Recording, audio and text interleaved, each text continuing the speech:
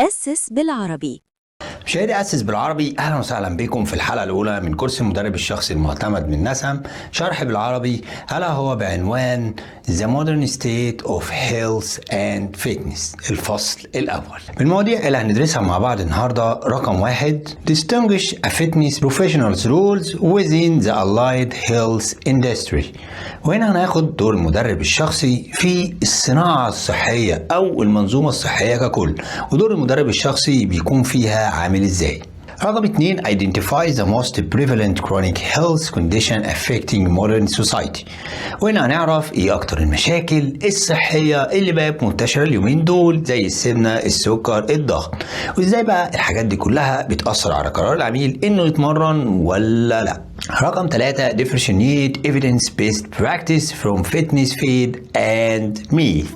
يعني ايه feeds and myths؟ هنا هنقدر ازاي نفرق ايه المعلومات اللي ممكن تكون مبنية على أدلة موثوقة، ونقدر نقول دي أدلة 100 وبين البدع والخرافات أو الهبد يعني اللي موجود في عالم الفتنس.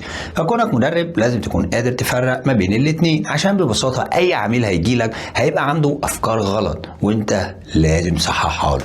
رقم 4 Define a certified person trainer's scope of practice. وهنا بقى هنحدد نطاق الممارسة الخاص بالمدرب الشخصي. يعني ايه اللي المدرب المفروض يعمله وايه اللي المفروض ما يعملوش او مش مسموح له يعني انه يعمله جوه اطار مهنة المدرب الشخصي، وده عشان حاجتين: تشتغل صح، تعمل نفسك قانونيا ومهنيا في نفس الوقت. فحضر لي بقى ورقة وقلم ويلا بينا نبدأ الحلقة. أسس بالعربي. Welcome to نسم. مرحبا بيك في الأكاديمية الوطنية للطب الرياضي. ما هو نسم اختصارها National Academy Sport Medicine. احنا دلوقتي بقينا عايشين في زمن التكنولوجيا مهيمنة عليه، فبموجب التكنولوجيا وبموجب كل حاجة بقت سهلة زادت أمراض كتير زي السمنة والسكر والضغط. فالوقت ده محتاجين مدربين يكونوا فاهمين كويس جدا الناس والوضع الحالي وازاي يصلحوا الكلام ده كله، ودي طبعا اول حاجه بيقولها لك عشان تبقى معتمد من نسم. The نسم Certified Person Trainer Credential، يعني اعتماد المدرب الشخصي اللي المفروض يعني نقول عليه معتمد من نسم. لما تاخد شهادة نسم CPT اللي احنا بندرسها دي، هي بتديك أساس علمي قوي تقدر تبدأ بيه شغلك في مجال الفتنس. مجرد بداية، ركز تاني، مش النهاية، مجرد بداية. يعني عشان تنجح لازم تفضل تطور وتتعلم باستمرار، لأن العلم دايما بيتحدث ويتطور بطريقة سريعة جدا زيه زي المجال الطبي، لأن مجالك اسمه مجال الطب الرياضي.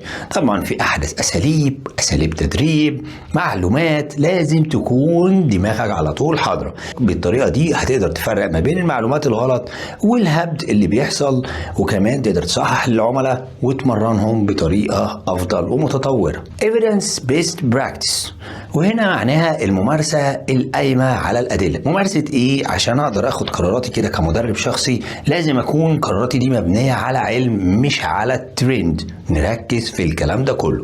يعني هتفهم هنا أساسيات أساسية موجودة في كل كورس مدرب شخصي: فيسيولوجي، اناتومي، تصميم البرامج، ازاي تغير السلوك، ايه هي افضل الوسائل الحاليه اللي تقدر تفهم بيها احتياجات واهداف العميل عشان تمشي وراها، وفي نفس الوقت الحاجات اللي تناسب العميل ده وما تناسبش عميل تاني. فده بالتالي يبقى عندك رؤيه كامله تقدر تحط البروجرام ديزاين او البرنامج التدريبي بتاعك بشكل احترافي ويكون امن وفعال ويجيب نتيجه برضه.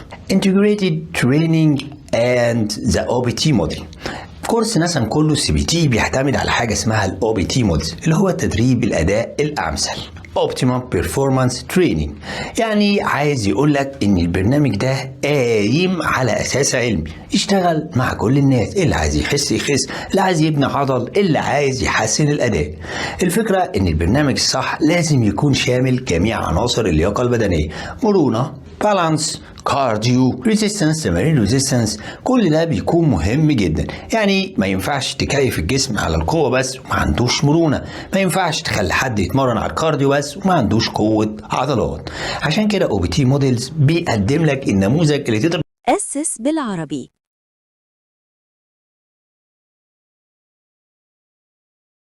This is the most professional master trainer in the Middle East. Coach Ahmed Mega Hype. Founder of Oso's Belarabi, a movement built to spread real fitness knowledge, helping adult trainers learn the right way. From sanity to nutrition, to injuries, to biomechanics, everything you need, all in one place. Join us now.